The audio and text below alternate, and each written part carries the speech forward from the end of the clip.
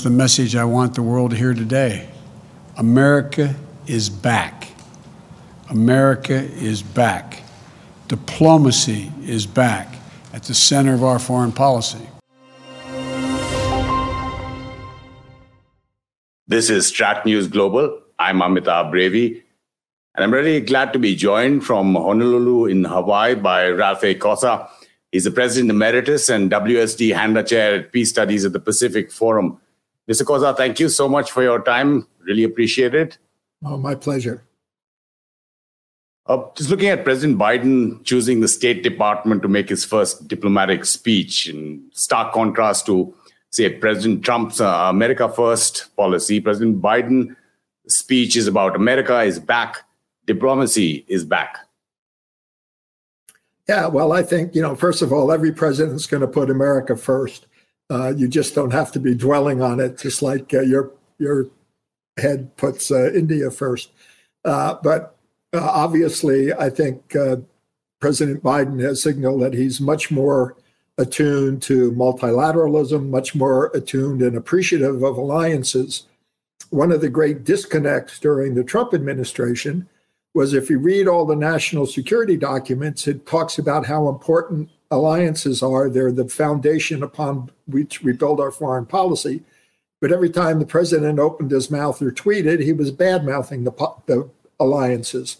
So there was a great disconnect between what the State Department and the national security community were saying and what the president himself was saying. That was particularly true with China and even more so with Russia. Whereas here now, I think we'll have a single voice, what the president says, what the national security advisor says, what the Secretary of State says. You won't have to choose which one of those three you want to believe. There'll be a coordinated message. We will repair our alliances and engage with the world once again, not to meet yesterday's challenges, but today's and tomorrow's. American leadership must meet this new moment of advancing authoritarianism, including the growing ambitions of China to rival the United States and the determination of Russia to damage and disrupt our democracy. When you're talking about a coordinated message and you mentioned China, President Biden talked about both China and Russia, sending a stark warning to both those autocratic adversaries that they can expect the U.S. to confront them more directly and impose consequences. Yes, and again, if you just read the U.S. national security strategy or just read Secretary of Defense or Secretary of State speeches, we were saying the same thing to the Russians and the Chinese before. We branded them as revisionist powers that were out to sort of undermine U.S. interests. But then every time the president opened his mouth, he talked about his great friend Xi, or he wouldn't criticize Putin, et cetera, et cetera. So again, there's actually been more continuity than one would think in stated foreign policy. It's just that now what the president says will actually be in tune with what our national security documents and national security experts are saying. Mr. Cossa, but when President Biden says impose consequences, you see him following up, especially when it's coming to China, in terms of how do you see it working in terms of his policy versus President Trump's policies? Well, I mean, first of all, I think we have to be careful when we talk about imposing consequences because, we will certainly speak out against what China is doing. There'll be sanctions against Chinese firms, for instance. We've known for years that some Chinese firms have been violating the sanctions against North Korea. I think there'll be a bigger clampdown on that. The same thing with some of the Russian activities. And certainly we're not going to pretend anymore that the Russians were not interfering in our national election. But at the end of the day, Russia and particularly China are still major powers and major players that we're going to have to deal with. And there are areas, just with the last administration, there are areas where we're going to compete ferociously with China. And then other areas, global warming, for instance, where we have to cooperate with them. We have to cooperate with India. We can't solve global warming by ourselves. So in those areas, we have to find where mutual interests overlap and find ways to cooperate even as we compete or confront in other areas. We'll confront China's economic abuses, counter its aggressive, coercive action to push back on China's attack on human rights, intellectual property, and global governance. But we are ready to work with Beijing when it's in America's interest to do so. That's exactly what President Biden also said, that we're ready to work with Beijing when it serves U.S. national interests. But in terms of changing China's behavior, when you see it's a military aggressive behavior and all the other dimensions as well, whether it's economic, whether it's trade, in the region against India, South China Sea, East China Sea, Japan, the Senkakus, how do you see the Biden administration pushing back, if not confronting China or constraining China, at least competing with China? Yeah, well, here's one place where actually I think the Biden administration will build upon what the Trump administration had done. There's both good news and bad news. I think the Quad, for instance, which links the U.S., Japan, Australia, and India, as like-minded countries promoting the rule of law, promoting freedom of the seas, freedom of navigation, good governance, these type of things. We'll continue to build on that. Where I think the Trump administration went wrong, or where Secretary Pompeo went wrong, was he turned his own vision of the Quad into being not just against Chinese behavior, but against China as the Communist Party of China. And, so he turned it into an ideological struggle, which to me is not helpful. Secondly, for instance, in Southeast Asia, if you want to be able to confront China and constrain, and I use the term constrain rather than contain deliberately, but you have to have partners, and the biggest partners in Southeast Asia are Indonesia and Vietnam. Well, if you say that you're anti-communist, don't expect the Vietnamese to sign up anytime soon, and yet they're a key player, and one who is most directly concerned about China. They have the conflicting claims in the South China Sea, but also, 1,000 or 2 years of history along the Sino-Vietnamese border. So you want to have more of a multilateral approach. And here I think that the Trump administration started that despite all of the claims about unilateralism. But it's got to have a positive agenda. You've got to stress rule of law. You've got to stress freedom of seas, freedom of navigation, human rights.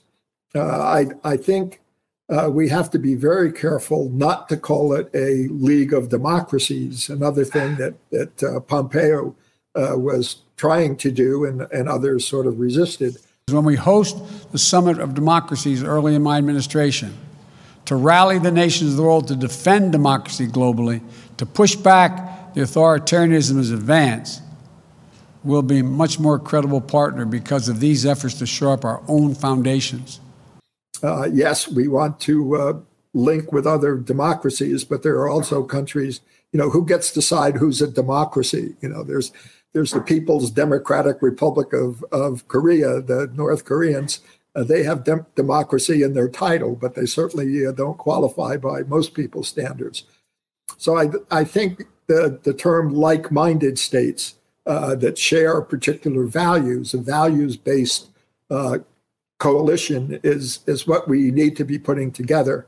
And I think the Trump administration started that, but I think that this is an area where when you actually treat your allies with respect, it sort of helps get them on board and helps get them to cooperate. When you're talking about like-minded countries or partners or allies, India is a partner, and it doesn't like the term ally. We look for strategic autonomy. India didn't find a specific mention in that speech. You mentioned other countries you're talking about in Southeast Asia, possibly. But how important a cog in the wheel, in constraining China, as you're putting it, is India for Biden going forward? I think India is a critical actor. And, for the last 3 or 4 U.S. administrations, I think we've made an attempt to improve relations with India. And I think that that's paying off. We're the two largest democracies in the world, but we also, I think, have strategic interests. Again, if we wanted to say that we were out to contain China, I think India would have a trouble with that, but so would, I think, some in the United States. But if we're out to promote the rule of law, if we're out to promote human rights, if we're out to promote freedom of navigation, and if we're looking for cooperation in those areas, then I think India is a vital partner. And the Quad is, I think, a very effective way to do that. Both India and Indonesia, pride themselves in the sort of the non-aligned movement. And we're really not trying to start a new Cold War. But what we're trying to do is say, China, you keep telling people that China is going to have a peaceful rise. But lately, that doesn't appear to be the case. So, here's what you got to do if you want to convince us that your rise is going to be peaceful. And here's what we're going to do if we respond to a China that is rising that is not peaceful. And certainly things that China has been doing in the South China Sea, along the Indian border, their economic blackmail against Australia. These are all things that make you wonder about China's peaceful rise. You mentioned democracy, and that was one of the major points in his speech as well. He talked about Myanmar, and he talked about pushing the democratic agenda as well. In Myanmar, the US doesn't have that much leverage currently. I mean, even if you try and up the sanctions, there is very little assistance that is being given by the US. But in terms of democratic values, and you mentioned the League of Democracies, which is one of his pet projects. He wants to have that as soon as possible. That also irks countries like India when it's seen as internal affairs being interfered with. How do you see that position of Biden's administration going? Well, I think, first of all, that the administration is a couple of weeks old. And the first thing that they do is start doing policy papers and start defining policy. So I think they're still very much at the conceptual phase right now. And we'll wait till probably the fall when the new national security strategy comes out. And that will be the first good feel for exactly how the democracy factor is going to fit in. Americans, like Indians, make no apologies for promoting democracy. I mean, that's who we are. That's what we believe in. But considering what's happened in the recent past, it's not a very good plank to pick up, I think, around the world. Yeah. Well, and it's again, there's got to be a fine balance between promoting democracy on the one hand and interfering in the internal affairs of others on the other hand. But there are certain, basic definitions of our Declaration of Human Rights that countries have signed up to. And to me, I think this is where U.S.-China policy has to finally come down. If we get mad at China for not living up to our ideals or our expectations, I think that's counterproductive. But the Chinese, the Chinese signed an agreement registered at the United Nations on the turnover of Hong Kong. That agreement includes judicial autonomy in Hong Kong and the right of final adjudication in Hong Kong. That's been completely violated. So there's where you've got to say, all right, China, we don't care if you don't become a Jeffersonian democracy or follow Gandhi's principles. But we do care when you refuse to live up to your own written agreements, and we need to hold you accountable to that. China had signed certain agreements when it joined the World Trade Organization. And part of that was premised on Deng Xiaoping's promise to phase out the state-owned enterprises. Xi has turned that around, and he's building them up again. This is a violation of Chinese agreements. China should be held accountable to it. This isn't being unreasonable. It's unreasonable to ask them to be like us. It's not unreasonable to ask them to follow their own promises. And that's where I think the focus needs to lie. And I would hope that that's the direction the Biden administration goes in as they formulate their Indo-Pacific strategy, if you will. Rafael Cossa, I absolutely appreciate your time and your insights. Thank you so much for appearing on Strat News Global. My pleasure. Anytime. Thank you. Aloha. And you can subscribe to our YouTube channel by clicking on the bell icon. You can also help our kind of journalism by financially supporting us. Just go on to our website. You also follow our social media handles on Facebook, Twitter, and Instagram. This is Strat News Global. I'm Amit Abrevi.